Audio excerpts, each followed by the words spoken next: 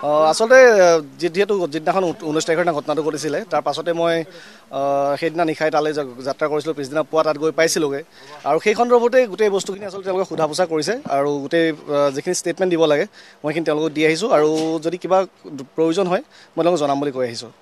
যিহেতু মই যেনেদৰে কিবা এটা ঘটনা হোৱাৰ পিছত আপোনালোকে বাতৰি সংগ্ৰহ কৰে, মই বাতৰি সংগ্ৰহ কৰিবলৈ গৈছিলোঁ তালৈ আৰু সেই বাতৰি সংক্ৰান্ততেই তেওঁলোকে সুধিছে যে আমি কিবা পাইছিলোঁ নেকি বা কিবা দেখিছিলোঁ নেকি, সেই সন্দৰ্ভত আপোনাৰ পৰা জানিব বিচাৰিছে, আমি কৈ থৈ আহিছোঁ এইখিনি গোটেই কথা আৰু যিমানখিনি ডকুমেণ্ট বিচাৰিছে গোটেইখিনি আমি জমা দিছোঁ অলৰেডি তাত। নাই কৰা, কিন্তু মই নিজৰ ফালৰ পৰাই যিখিনি ফ্লাইটৰ টিকট আছিল বা মোৰ যি ভিজা আছিল সেইখিনি মই ইতিমধ্যে তেওঁলোকক জমা কৰিছোঁ।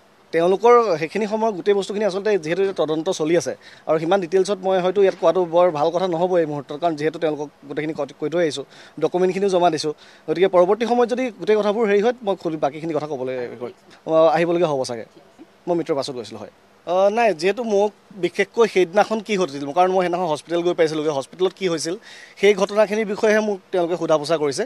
গতিকে সেইখিনি কথা ক'বলৈ মই ইয়াত আজি উপস্থিত হৈছিলোঁ আৰু যিখিনি ডকুমেণ্ট আছিলে সেই ডকুমেণ্টখিনি মই অলৰেডি গোটেইখিনি জমা কৰিছোঁ। মোৰ ট্ৰেভেল ডকুমেণ্ট হওক বা যিখিনি ভিডিঅ' মই তাত কৰিছিলোঁ বা যিখিনি ৰিকভাৰ কৰিব পাৰিছোঁ বা যিখিনি ভিডিঅ' তেওঁলোকক দিব লাগে সকলোখিনি মই জমা দি থৈ আহিছোঁ আৰু বাকী পৰৱৰ্তী সময়ত তেওঁলোকে কৈছে আৰু কিবা থাকিলে তেওঁলোকে যোগাযোগ কৰিব। মই কৈছোঁ মই নিশ্চয় আহিম ইয়ালৈ। আৰু মাতিব পাৰে হয়।